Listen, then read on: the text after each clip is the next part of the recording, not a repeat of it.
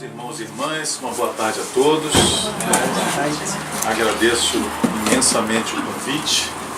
É uma honra e uma alegria sempre vir aqui no NAI, nessa casa que tem tanto amor que transborda para o lado de fora. Quando nós entramos ali, antes de entrar no portão, nós já começamos a sentir as vibrações de amor sincero que tem aqui nessa casa. Então somos todos sempre muito acolhidos pelos trabalhadores da casa, como pelos mentores espirituais que dirigem a casa. Então é um privilégio e uma honra muito grande sempre voltar aqui no NAI. Nascer, morrer, renascer ainda e progredir sem cessar. Tal é a lei. Esse foi o tema da nossa 21ª Conferência Espírita do Paraná desse ano, na qual todos nós que estivemos lá, e mesmo aqueles que assistiram às palestras pela internet, pudemos receber tantas bênçãos, tantos conhecimentos, tantas reflexões à luz dos ensinos do Cristo, à luz da nossa veneranda doutrina espírita. E quem esteve presente, além dos ensinamentos que, claro, se irradiam para muito além das fronteiras de onde é realizado, mas teve a oportunidade de sentir aquelas bênçãos nos momentos de oração, quando nós sentíamos a luz vinda da espiritualidade superior, das esferas superiores da vida, tocando nos nossos corpos, e todos então saem de lá absolutamente renovados pela vida. E o tema da nossa conferência espírita fala a frase escrita no túmulo de Allan Kardec, o nosso egrégio codificador da nossa doutrina espírita, lá no cemitério Père Lachaise, em Paris. Ele fala de um dos princípios básicos da doutrina espírita: nascer, morrer, renascer ainda. É a lei de reencarnação. E fala também do progredir sem cessar, nos ensinando que tal é a lei. Então a reencarnação é a conexão, o elo de ligação entre a justiça divina e as nossas vidas.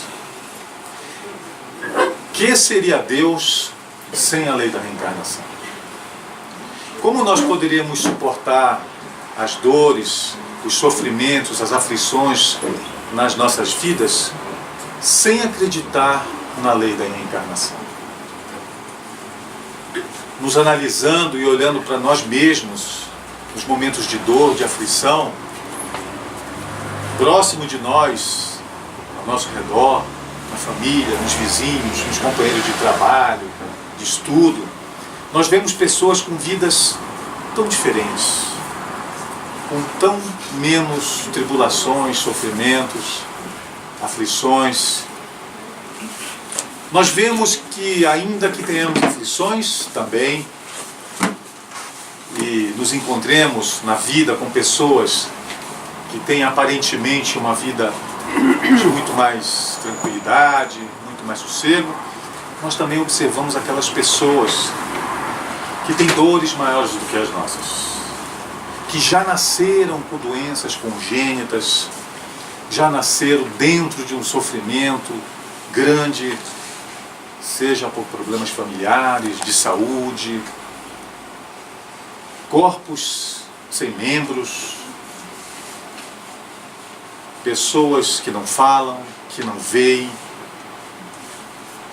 sofrimentos de toda sorte. E nós imaginamos que Deus é esse, que faz filhos, irmãos que nós somos, como nos ensinou o nosso Mestre Jesus, tão diferentes, em condições tão diferentes. Que Deus é esse que privilegia um filho que nasce numa cidade maravilhosa como essa, que é Curitiba, em detrimento de outro que nasce em países com tanta turbulência, já nascem dentro de guerras, de fome, de miséria, de pobreza. E nós tentando entender esse Deus, vemos que Ele é eterno. Nisso todos concordamos. Que Ele é imutável, também concordamos. Porque se Ele mudasse uma matéria, Ele não seria Deus. Que as leis do universo seriam também imutáveis, todas, e Ele não seria Deus.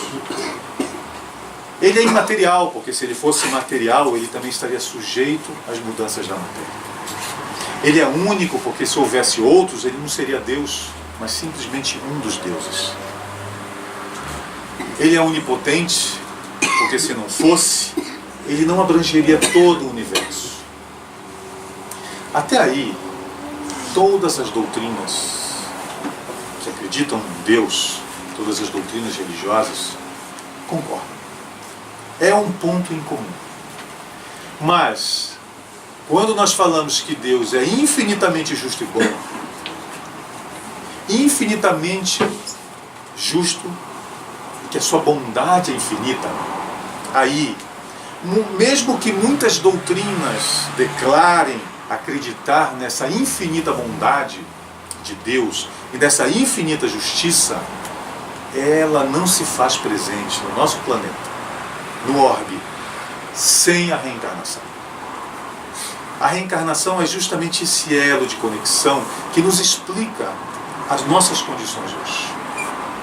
Sendo infinitamente justo, por nenhuma aflição, nenhum sofrimento nós passaríamos pela vontade, o capricho de Deus, ou por injustiça, vendo outros mais felizes e outros mais miseráveis e sofredores do que nós.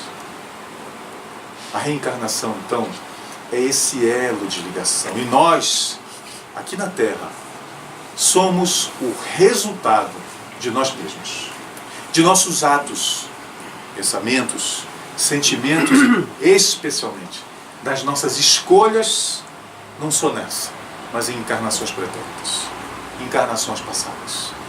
Essa é a justiça de Deus, sem a qual, a lei da reencarnação, Deus simplesmente não seria justo. E nós, saindo desse mundo, sem voltar a Ele, mesmo que tenhamos vivido uma vida de erros, se Deus nos enviasse para toda a eternidade, para o fogo do inferno, como muitas doutrinas religiosas preconizam, Ele também não seria infinito em sua bondade, em seu amor. Porque Ele teria então um amor por nós absolutamente limitado. Até o momento de nossa desencarnação. Quando então Ele nos esqueceria nesse fogo eterno, sem mais chance de reparação dos nossos erros. A lei da reencarnação é então esse elo perfeito da justiça divina e da bondade divina. Justiça pelo que nós sofremos, passamos de bom e de ruim nas nossas vidas hoje.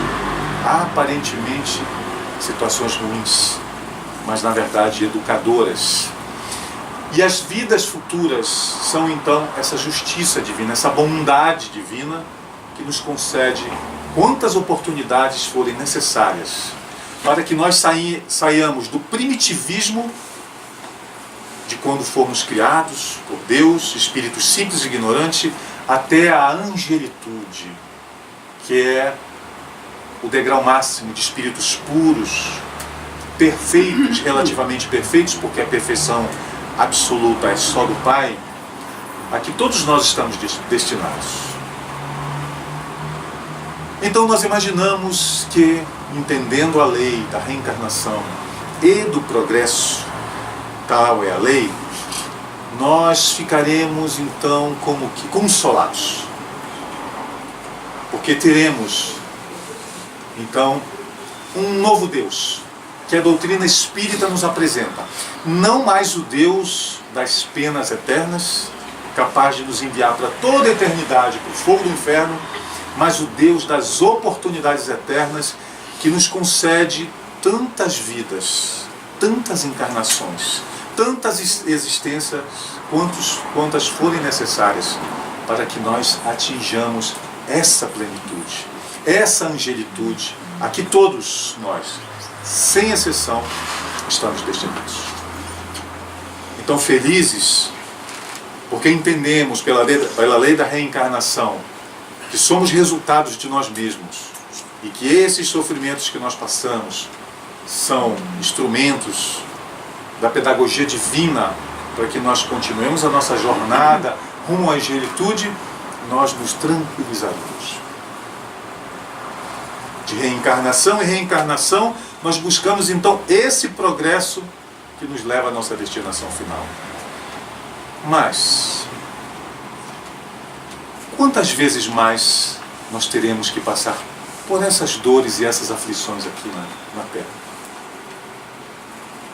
Se as reencarnações são esse elo de ligação da justiça divina com as nossas vidas, nós todos sabemos que a vida aqui na Terra não é fácil. Não é fácil. E a reencarnação, então, seria boa? Quer dizer, então, que nós passaríamos por tudo que nós estamos passando de sofrimento e de dor outras vezes aqui nesse planeta?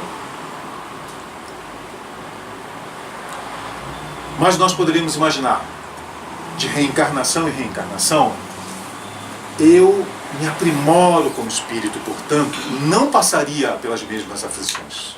Mas Kardec nos ensina, no capítulo 3 do nosso Evangelho segundo o Espiritismo, que a natureza das aflições aqui na Terra é de duas origens: a vida material e o convívio com os maus. Mas espera, ainda que eu me aprimore nessas reencarnações sucessivas, eu vou voltar aqui para a Terra. E se eu voltar aqui para a Terra, eu não vou ter contato com essa materialidade, a começar pelo meu próprio corpo físico, que pode adoecer, desde um resfriado até um câncer? Eu não terei que conviver com os maus aqui na Terra? Será que, pelo fato de estarmos passando por esse momento no nosso planeta, de transformação de provas e expiações para um mundo de regeneração, os maus desapareceriam ou seriam, como que num passe de mágica, transformados em espíritos bons? Então, reencarnando aqui na Terra e verificando essa origem, a natureza das nossas aflições aqui na Terra, como sendo a vida material e o convívio com os maus, como imaginar que essas reencarnações, só de imaginarmos essas encarnações, isso já não nos afligiria? Meu Deus! São Luís, São Francisco de Assis, Madre Teresa, Chico Xavier, eram espíritos boníssimos, elevadíssimos, e ainda assim passaram por tantas aflições, tantas dores físicas, tantas acusações injustas, tantas doenças. O que é voltar para a Terra? Quer dizer que nós vamos ficar reencarnando infinitamente, porque a evolução é infinita? Aqui.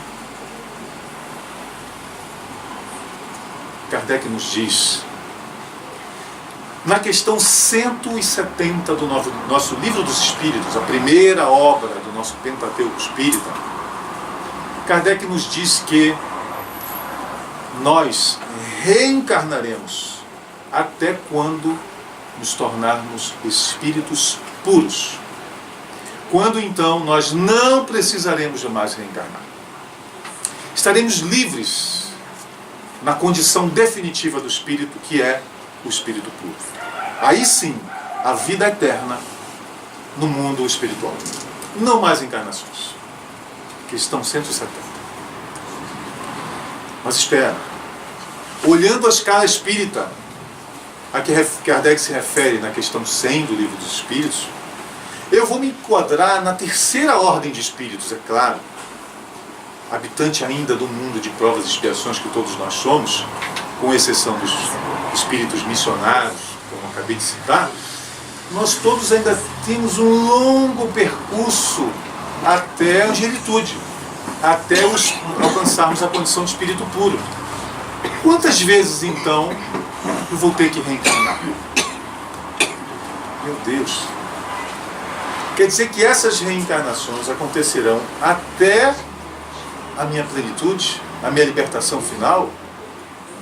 Mas eu estou tão longe de conhecer tudo, porque o Espírito tudo sabe tudo de todas as ciências. E é puro em seu coração. Tem a sua vida moral absolutamente imaculada. Quanto tempo eu demorarei para chegar até lá? Enquanto isso, eu vou continuar reencarnando aqui na Terra. Meu Deus! Podemos pensar, eu acho que não vou suportar. Eu acho que eu não vou aguentar. Só de pensar nessas sucessivas reencarnações e reencarnações e reencarnações. E quem disse que nós nasceremos todas as vezes aqui em Curitiba? Como muitos de vocês, ou em Belém do Pará, lá na terra do açaí que eu nasci. Quem disse que nós não nasceremos em outros lugares muito menos, digamos que, abençoados como as nossas terras para viver? Então nós, refletindo acerca da reencarnação,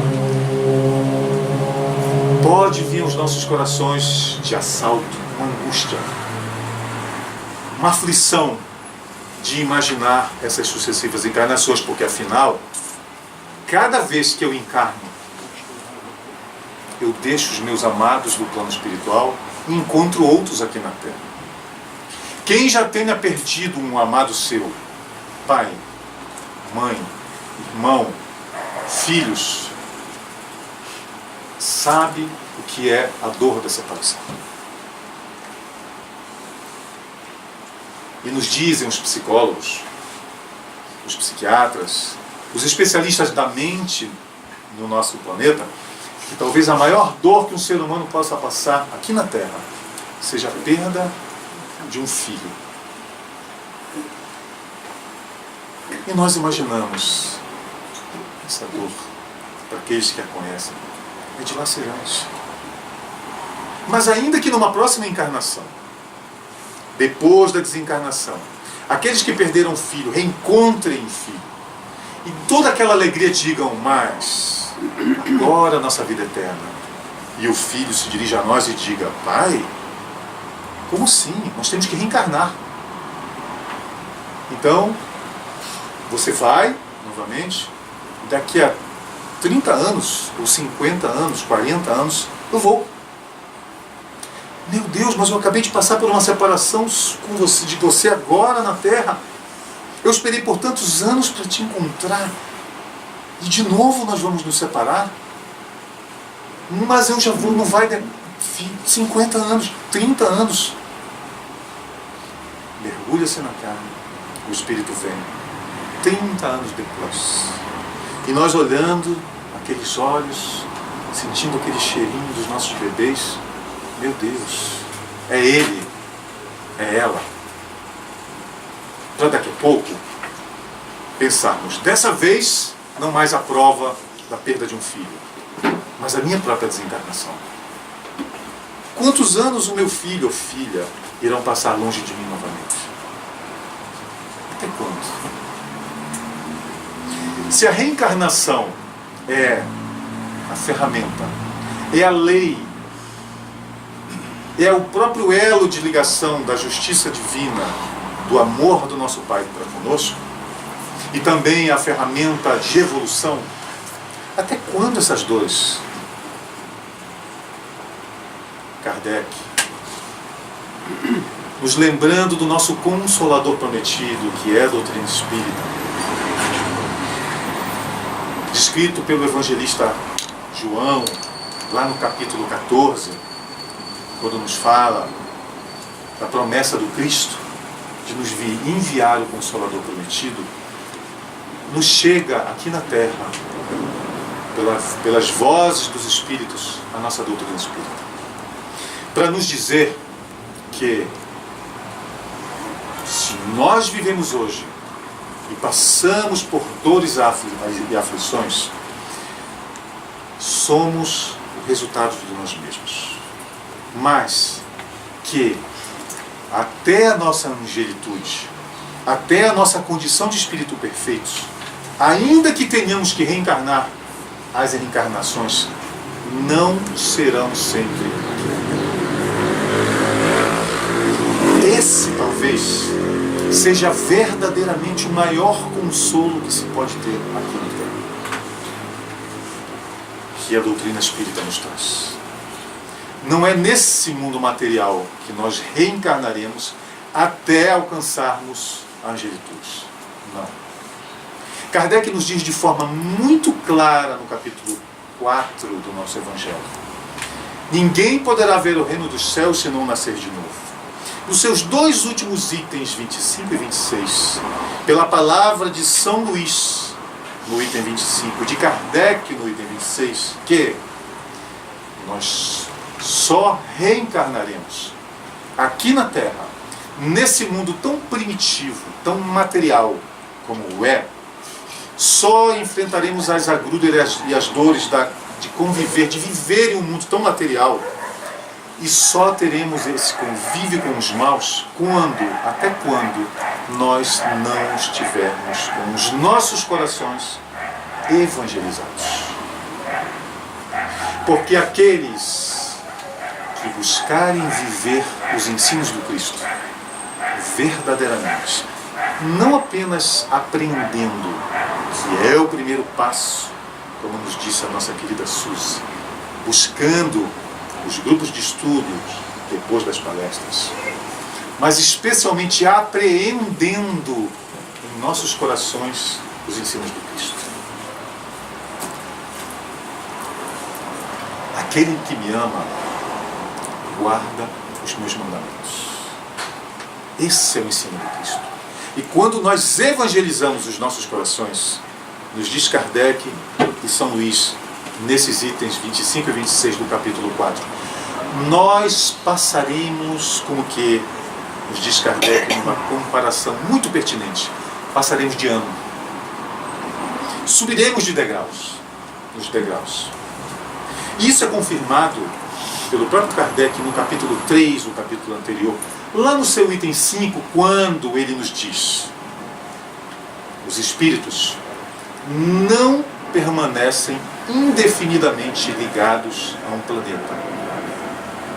Não. Os espíritos não cumprem todas as fases evolutivas nessa jornada do primitivismo à angelitude presos em um planeta. Quando, nos diz Kardec, nós atingimos o grau de evolução que esse planeta que nós estamos ligados comporta, nós passamos para um mundo imediatamente superior.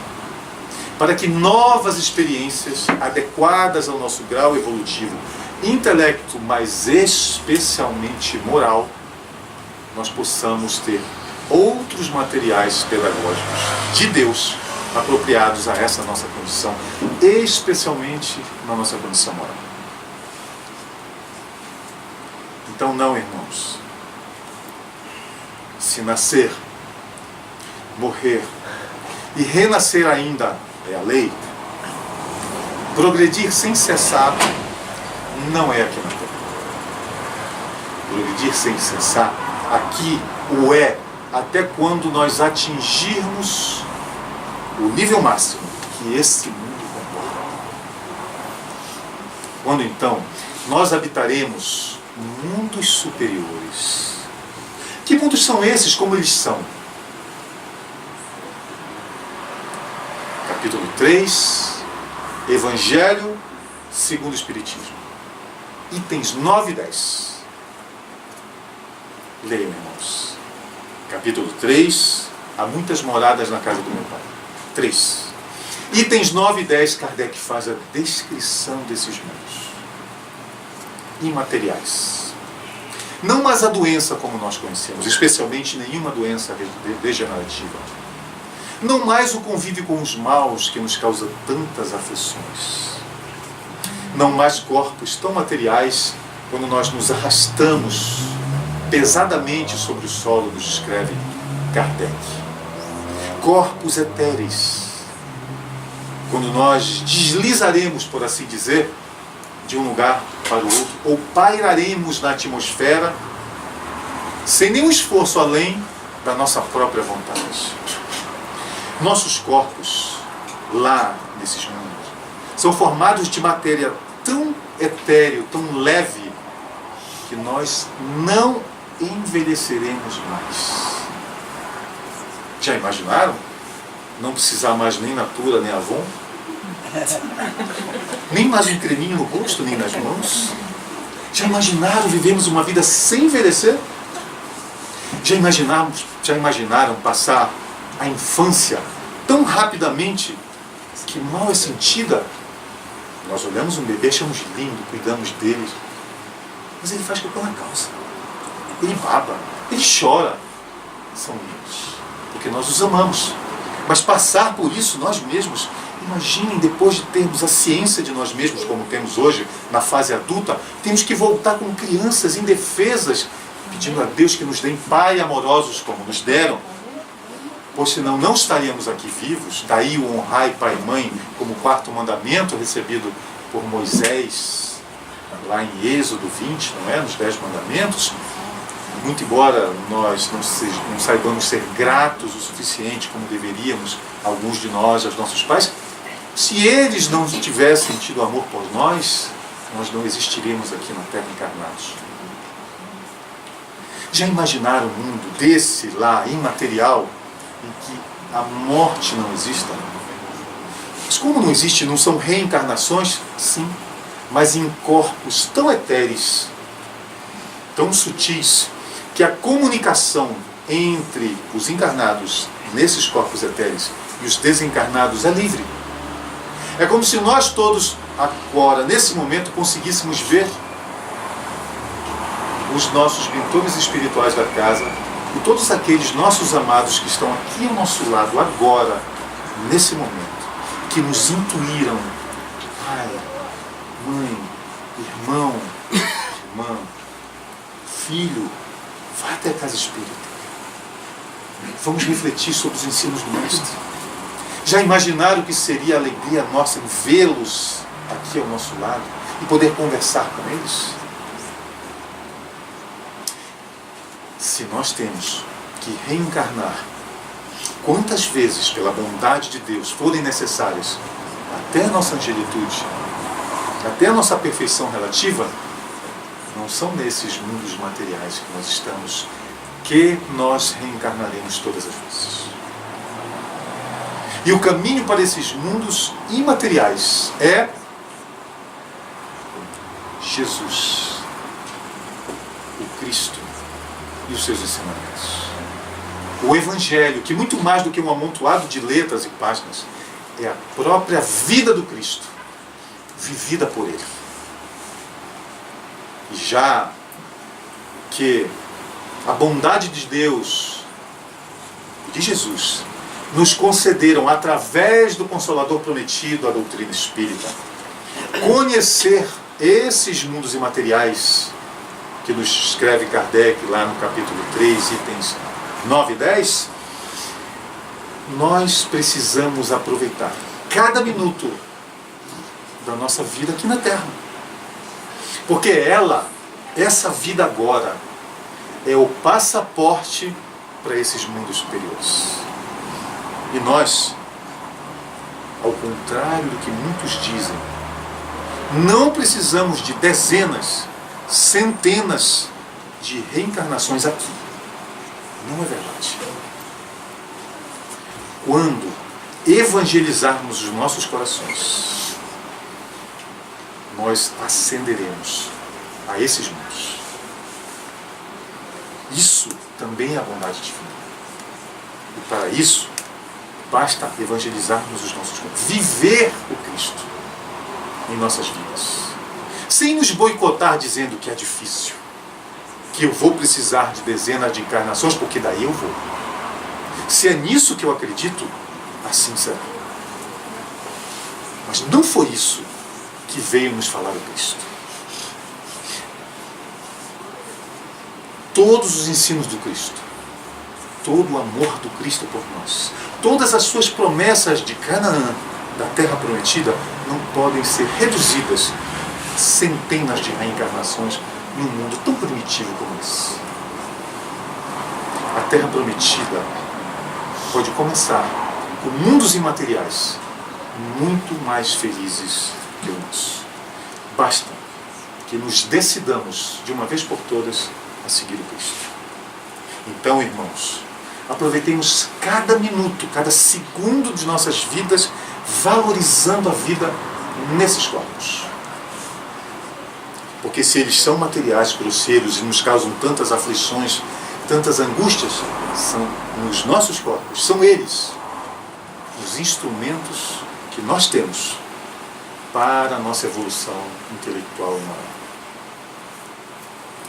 E a saúde do nosso corpo físico é, então, absolutamente fundamental. O cuidado que nós devemos ter com os nossos corpos é mesmo uma lei sagrada, porque se revertirá num bem para nós mesmos. E para cuidar das nossas saúdes, é claro, nós precisamos conhecer o que é saúde. O benfeitor espiritual Emmanuel, numa obra maravilhosa, que possivelmente tem aqui na livraria, chamada Pensamento e Vida, que é um verdadeiro roteiro para os reencarnantes, para quem está reencarnado, e mesmo lá do mundo espiritual, esse livro é um roteiro do proceder na nossa encarnação, um roteiro seguro, em 30 capítulos, de como proceder aqui na nossa encarnação, segundo os ensinos do Cristo. Ele, no seu capítulo 15, fala sobre saúde e nos diz: o nosso corpo, a nossa saúde, é assim como a condição de uma residência, que nos diz quem é o seu habitante. Ou, nos diz Emmanuel, um instrumento que nos diz das mãos zelosas daqueles que o manuseiam, ou da desídia, do desinteresse, do descuido daquele que o manuseia. Então, olhando para os nossos corpos físicos, nós já conseguimos ver de que forma nós cuidamos deles. A ONU nos diz que morre, a Organização das Nações Unidas, um ser humano na Terra a cada 3 segundos por fome. E a Organização Mundial de Saúde nos diz que morre um ser humano a cada 1,5 segundos por excessos alimentares. O dobro de nós morrem por comer mais do que deveria, do que os que morrem de fome. E nós imaginamos, na escolha dos nossos alimentos, como todos nós estamos preocupados, se nós realmente estamos preocupados com a saúde ou muitas vezes com a aparência do nosso corpo.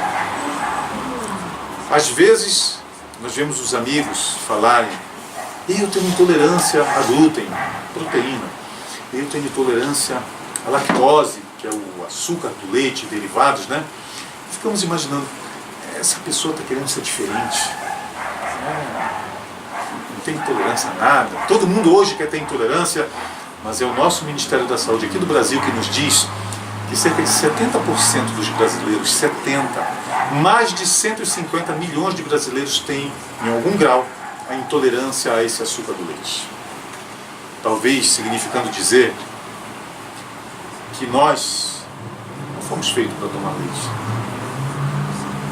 Que somos o único animal aqui na Terra que toma leite e derivados depois da fase infantil.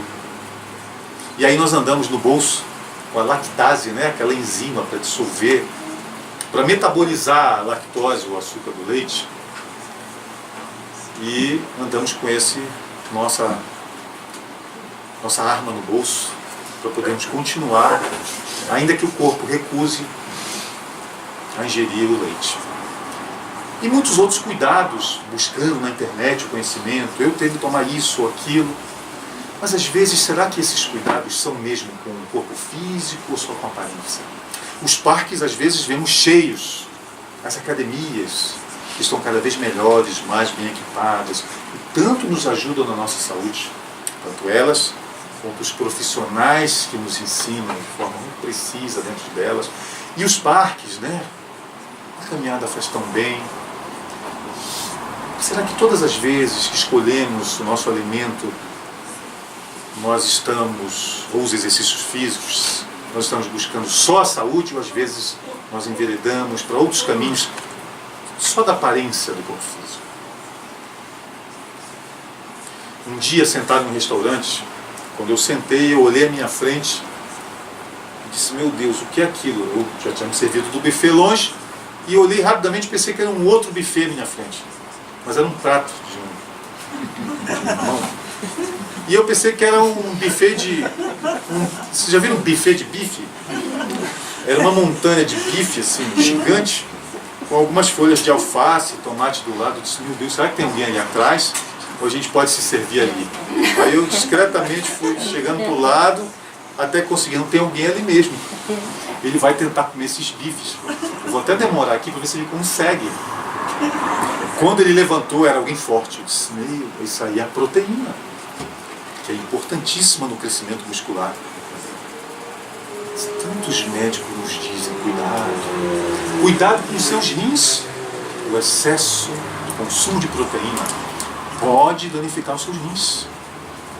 Quantos sofrimentos nós poderemos evitar equilibrando mais a nossa alimentação, mesmo com esses objetivos, quem sabe buscando profissionais qualificados, nutricionistas, médicos, nutrólogos, para nos orientar, ao invés de fazer as nossas montanhas de bifes, buffet de bife. E aí nós pensamos, mas comida é saudável? Afinal de contas, nós pensamos, eu posso comer de tudo, só não posso comer tudo. E aí nós vemos a questão 919, talvez a questão mais famosa do nosso Livro dos Espíritos, que fala sobre a nossa reforma íntima, ou fala sobre o conhece-te a ti mesmo, que Santo Agostinho menciona um sábio da antiguidade. Esse sábio da antiguidade é Sócrates. E Santo Agostinho o menciona como a nos lembrar da frase do conhece-te a ti mesmo. Só que Sócrates nos disse que ele aprendeu essa frase no templo de Delfos, na Grécia. E lá tinham escrito duas frases: conhece-te a ti mesmo e tudo em equilíbrio. Duas frases: conhece-te a ti mesmo e tudo em equilíbrio. Então nós pensamos assim, se é tudo em equilíbrio, afinal de contas, eu posso beber. Desde que eu não beba muito. Beba com moderação. E alguém colocando na nossa cabeça, beba com moderação. Beba. Eu falei para beber. Se você não beber, você não vai ficar alegre igual eles. Sabe a propaganda? Todo mundo alegre, feliz, bebendo? A benfeitora espiritual Joana de Ângeles nos diz: que contrassenso.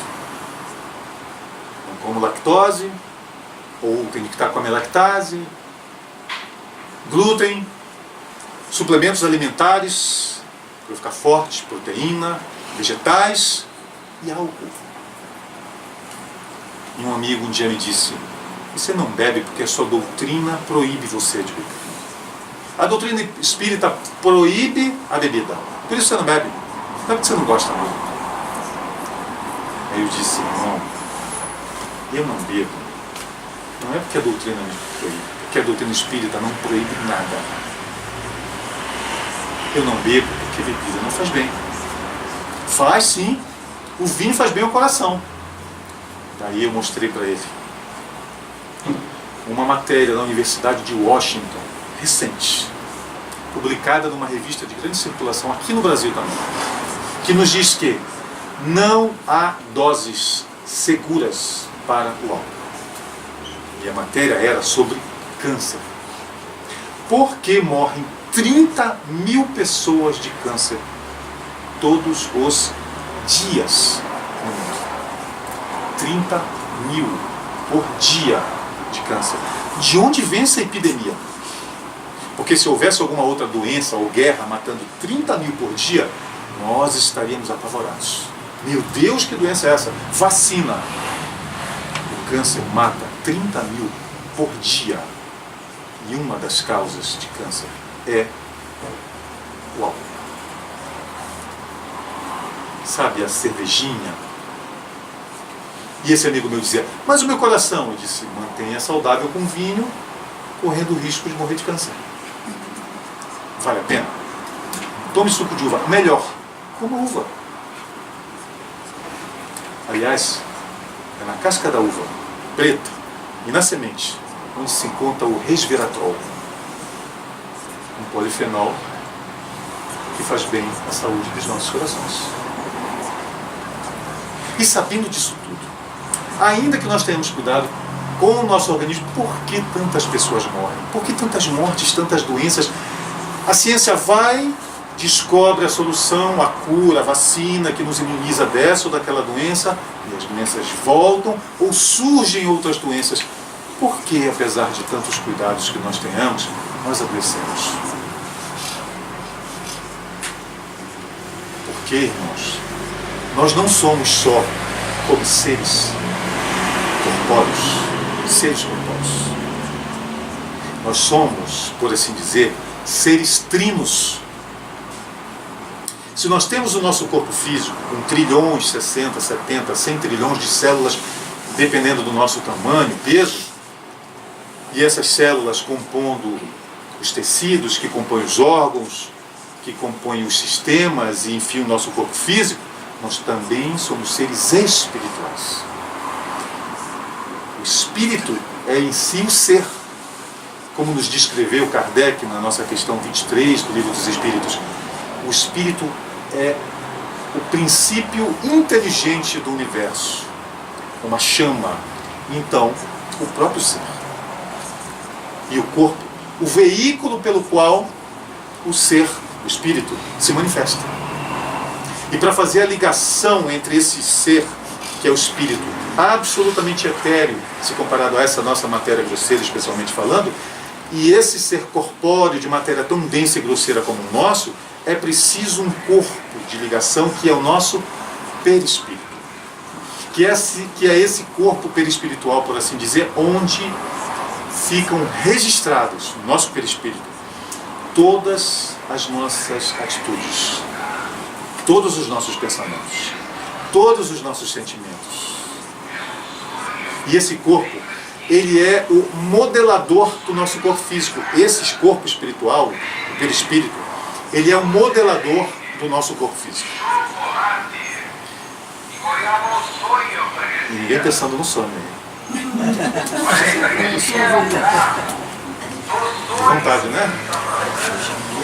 Vontade de um sonho, né? É um sonho que nós vamos trazer a nossa mente de volta para cá. Esqueça o sonho só mais um pouquinho. Faltam 15 minutos. Vocês saem correndo aqui atrás do carro do sonho. Carro do sonho, pelo amor de Deus, chocolate. Então, quando nós adoecemos do corpo físico, nós não adoecemos apenas do corpo físico. Nós adoecemos do espírito pela nossa vida moral, pelos nossos pensamentos, que deterioram esse corpo espiritual chamado perispírito e que desaguam no corpo físico. O corpo físico é, então, como um oceano que recebe as águas de um rio. E esse rio são os nossos pensamentos e os nossos sentimentos que vão desaguar nesse corpo físico e resultar em saúde ou em doença. Nós não conseguimos então estabelecer um limite aqui, como encarnados, onde começa esse corpo físico e termina, e começa o corpo espiritual e o espírito em si, porque eles estão intrinsecamente ligados. E se os nossos pensamentos e sentimentos são tão importantes assim para a saúde do nosso corpo físico, e claro, muitas vezes nós adoecemos não só de fatores internos, externos também, um acidente, um manuseio errado de uma ferramenta que nos atinja um membro, nós podemos adoecer de fatores que a medicina chama de exógenos, do lado de fora, assim como os endógenos, do lado de dentro, pensamento, sentimento. Então, daí a importância de nós pensarmos, analisarmos, avaliarmos os nossos pensamentos. Buda já dizia, nós somos o que pensamos. Mas a nossa benfeitora espiritual Joana de Ângeles nos diz mais. Nós somos sim o que pensamos. E o que cultivamos, desenvolvemos em nossas mentes até a fixação. Fixação dos pensamentos. Daí a importância de sabermos dos nossos pensamentos se eles são saudáveis ou deletérios. Se não são promotores de saúde ou de doença. A minha filha Amanda, que vem sempre aqui com vocês fazer palestra também, ela era muito criança ainda, e eu brincava um pouquinho com ela, e ela se distraiu, sabe, com meu pai, às vezes quer ler o jornal, na época tinha jornal de papel, né? E eu abri o jornal, e lendo o jornal, de repente ela disse, pai, oi minha filha, você sabe o que é higiene mental? Nossa, que higiene mental, filha? Vamos ver, né? Mas o que seria, filha? Higiene mental é quando nós pensamos coisas boas. Não ficamos lendo coisa ruim. Não existia internet. Não pode ver coisa ruim na televisão, no jornal. Faz mal. Você sabia, pai, que dá doença? Na linguagem ainda muito infantil dela. Dá doença. Obrigado, filha, por alertar o papai. Aí fui ler o jornal meio pensativo e ela, pai, dá doença. Você já me falou, então por que você continua lendo coisa ruim? Mas papai está lendo esporte. Aí ela, mas pai, olha aí atrás. Aí eu olhei, era a parte policial. Ah, filha, mas papai não está lendo essa coisa feia. Ah, mas então vira de mim, tá feio isso. Alguns meses depois, eu visitando o meu trabalho, encontrei uma pessoa muito querida lá, fazia a função do secretariado, e eu fui fazer umas perguntas, e ela, meu Deus, pergunta logo, eu era muito novo, pergunta logo que eu estou com uma dor de cabeça horrível. Aí eu disse assim, olha, sua eterna dor de cabeça. Eu sei por que a senhora está com dor de cabeça. Ela, pronto. Chegou o pajé da tribo. Porque eu já fui em 500 médicos, nenhum sabe me dizer o que foi, agora chegou o pajé, então vai me dizer o que é. Me diz então, não, olha, quer saber uma coisa? Pode ir embora daqui, porque não vai dar certo isso. Você não sabe nada. E aí eu silenciei. E ela meio, porque me conhecia desde criança, o que é? Fala o que é. E eu contei a história da minha filha, da Amanda. O que isso tem a ver? Eu disse, desde que eu sou criança. Eu chego aqui e a senhora está escutando esse programa, que começa às 7 horas da manhã, chama-se A Patrulha da Cidade. E conta todas as desgraças da cidade. Ela, como é que você quer que eu pare de ouvir? E se for meu filho, meu marido? Eu fico esperando, eu escuto. Se acontecer alguma coisa, eu já sei. Eu disse, meu Deus, além dos seus pensamentos, o senhor ainda sente isso, Ela disse, vai embora daqui que eu não quero mais conversar com você. E eu fui embora, eu tinha que obedecer, ela mais velha. Um tempo depois eu voltei lá e ela estava com um sorriso e eu ouvi uma música e eu não percebi. Eu disse, nossa, uma música? Não tem aquela sirene da Patrulha da Cidade? Que era uma sirene policial, não, fazia aquela sirene e depois vem a notícia terrível. Meu Deus, cadê a sirene? Uma música. E uma música light. E aí as outras que trabalhavam com ela, complicado, nunca mais ela chegou de mau humor. Mas eu estou ouvindo, hein? Meu filho, eu resolvi mudar de rádio. Nem passou dor de cabeça? Muito obrigado, meu filho. Eu disse, não agradeça a mim, agradeça a minha filha e a nossa venerada doutrina espírita. E ela com um crucifixo desse tamanho, ela disse, vai embora daqui, senão meu dor de cabeça volta. Atendendo a uma irmã no centro espírita onde trabalho, algumas semanas atrás, ela disse, eu estou com muita dor de cabeça, muita enxaqueca. Não sei mais o que fazer. Você já procurou o médico? Já, eu tomo vários remédios. Além disso, eu estou com problema no estômago. Não para. Eu estou com umas cólicas. Você já foi ao médico dos gastos também? Já fui, estou tomando medicina. Mas não para. De repente, eu comecei a ficar preocupado. Nossa, o processo está complicado, né? E aí o mentor dela se aproximou e disse assim, me faça uma gentileza, pergunte a ela o que ela assiste todo dia às 10 da noite. Disse, o que você assiste às 10 da noite? Ela, então, como eu ia lhe dizer, no meu estômago... Insista, ele falou. Às 10 da noite, ela. O quê? Eu disse, o que você assiste na televisão às 10 da noite? Ela, é um programa que eu gosto. Às 10 da noite, né? Ela, Eu disse, sobre que é o programa lá? Então, a minha dor de cabeça, ele disse, insista. Sobre que é o programa? E ela silenciou e eu disse, aí ele falou, violência. Isso é sobre violência? Você tem muita? Eu disse, não, tem bastante. Como é que estão os seus sonhos? Meu Deus, um pesadelo, não sei porquê. Por que você não experimenta na hora de dormir buscar pensamentos elevados, nobres, que acerem o seu coração? Mas o que eu vou pensar? Vejam que é preciso para que nós mudemos o nosso padrão mental ter conteúdo. Porque senão não conseguimos. E nós podemos pensar, eu pelo menos, meu pensamento, eu vou mudar, mas o meu sentimento é bom. Eu amo meu pai, minha mãe, minha tia, meu irmão. E no estágio evolutivo que eu estou, já elevado, eu amo até a minha sogra. Então eu já não preciso mais nem voltar para a Terra, já vou para Júpiter, já amo a minha sogra. E aí, uma tia conversando comigo esses dias disse, meu filho, eu lembrei de você esses dias, porque eu estava numa academia, eu chamava a professora, não vinha, lá pela 5ª vez eu disse, agora eu vou lá reclamar. Quando eu cheguei com ela, ela virou para mim e disse, querida, esqueci de você. E ela, muito obrigado pela sua paciência, você é tão serena. E ela, você é evangélica? Não. Ela também com crucifixo lá, né? Então nós precisamos dos nossos pensamentos, dos nossos sentimentos, para que nós busquemos a saúde nas nossas vidas, não só no alimento, não só no exercício físico. Nós somos o resultado dos nossos pensamentos e sentimentos. Nós, pelo nosso pensamento, criamos ao nosso lado as nossas formas de pensamento.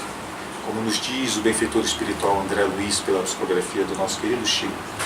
Nós andamos ao nosso lado, sem que nós consigamos ver fisicamente falando, com todas as nossas criações mentais, mesmo as mais veladas, mesmo aquelas que nós imaginamos que ninguém está vendo. E nós andamos ao nosso lado com aqueles em que nós atraímos pela lei da atração segundo as nossas vibrações, os nossos sentimentos. Os nossos companheiros do mundo espiritual, especialmente físico também, são aqueles que nós atraímos pelo que nós sentimos. E claro, muitas vezes, nós não vamos conseguir a saúde plena, ainda que nós cuidemos da alimentação, do exercício físico, dos pensamentos e dos sentimentos. A benfeitora espiritual Joana de Ângeles, no 4º livro da obra psicológica, da série psicológica dela, chamado Momentos de Saúde e Consciência, nos diz que a saúde plena aqui na Terra, infinita, seria contra a natureza. Como é que nossos corpos poderiam aguentar? Quem desejaria viver 300 anos? 400 anos, 500 anos aqui, esse corpo aqui. Se quando ele chega com 100, já começa, né? Imagina 300, 400. Então existe um limite de saúde possível aqui na Terra. Eu fui visitar um tempo atrás uma tia no Rio de Janeiro, que eu não via há muito tempo. E na época que eu fui visitar, ainda estava vivo o marido dela, meu tio, e a mãe dela. Chamava de tia-avó. E ela, de repente, quando abriu a porta, aquela alegria me veio, de repente ela, meu filho, vem aqui dentro que eu vou mostrar para você quem está aqui. Eu disse, meu Deus, ela é médium e o meu tio deve estar aqui, né? E aí fui lá no quarto meio desconfiado, ela vivia com 2 pessoas que eu sabia que já tinham desencarnado. Quando eu entrei no quarto, eu pensei que era o meu tio, em espírito, era a minha tia-avó, viva, no corpo. Aí eu disse, meu Deus, tia, quantos anos ela está? 110. O óculos, o meu é 13, o dela devia ser uns 33 mais ou menos.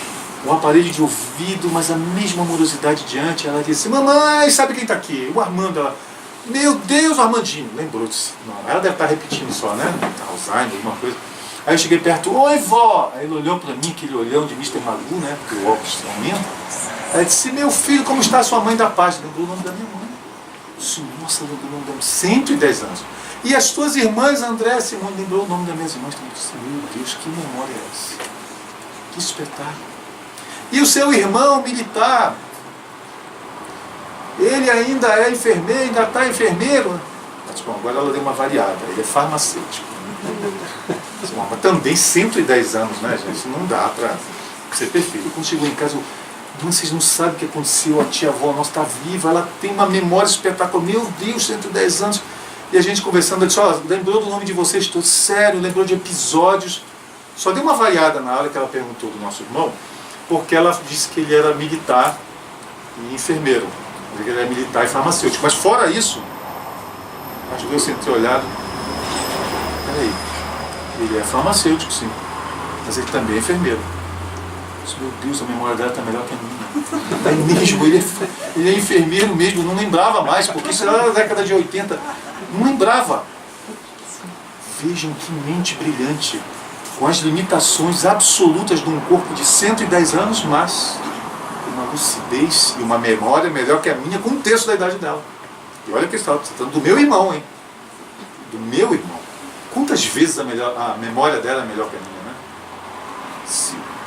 E a Joana de Anjos, não joguem tomate, não foi eu que disse, foi a Joana de Anjos. Nessa mesma obra, Momentos de Saúde e Consciência. Por isso, pelas limitações do nosso corpo físico, é preciso morrer. Não em espírito, porque nós somos imortais, mas o nosso corpo físico precisa morrer. Essa é a lei da natureza. Esse corpo físico precisa morrer. E nós, então, aqui na Terra, só conseguimos a saúde relativa. Porque a saúde integral, a saúde plena e eterna, como nos diz Joana, só no plano espiritual. Aqui é só a saúde possível. E quando nós nascemos como uma doença congênita, por exemplo, nós temos uma oportunidade de resgate. E se não nos revoltarmos contra Deus, se aceitarmos a nossa aprovação de nossa doença congênita, paciência, resignação e resiliência, nós sairemos daqui mais iluminados, muito mais do que chegamos.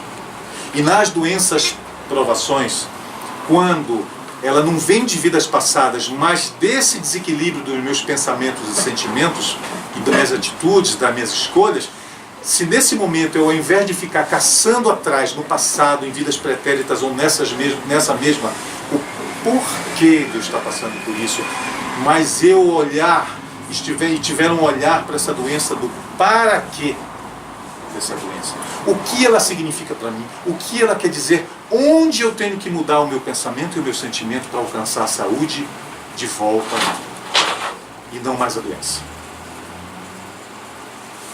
E nós atingimos esse nível de saúde consciente quando nós buscamos reconhecer as nossas imperfeições como o primeiro passo, iluminando essas imperfeições, transformando essas imperfeições em virtudes. Mesmo aquelas imperfeições, reconhecê-las, as mais veladas, como a sexualidade, a mágoa, o melindre. E quando nós vencemos, inicialmente reconhecendo, depois vencendo, transformando essas imperfeições, principalmente aquelas mais primitivas, como o alcoolismo, o tabagismo, a vaidade. E então, passadas essas fases, nós vamos buscar o aprimoramento, o refinamento de nossas ambições, e então nós aprendemos a luz do amor, a lei do amor. E é quando nós aprendemos a amar que nós transformamos os nossos sentimentos. Amar o amor que Jesus nos ensinou. E como nos diz o nosso benfeitor espiritual Emmanuel, a sabedoria e o amor são as duas asas que nos conduzem a Deus, mas aquele que ama anda sempre à frente daquele que apenas sabe. Nos mostrando então que amor é o caminho. Porque foi Ele mesmo, aquele que Deus nos enviou à Terra, como modelo mais perfeito ao homem, modelo e guia mais perfeito ao homem, que é Jesus, é Ele também o modelo mais perfeito de saúde integral que nós temos na Terra. E quanto mais trouxermos Jesus para os nossos corações, quanto mais vivenciarmos Jesus nos nossos corações, mais nós teremos saúde física, espiritual e perispírita. E quando encontramos Jesus, nós encontramos essa saúde, transformamos os nossos corações e nunca mais seremos os mesmos. A caminho dessa plenitude a que todos nós estamos destinados. Queridos irmãos, muito obrigado pela presença de todos, uma boa tarde, um abençoado final de semana a todos.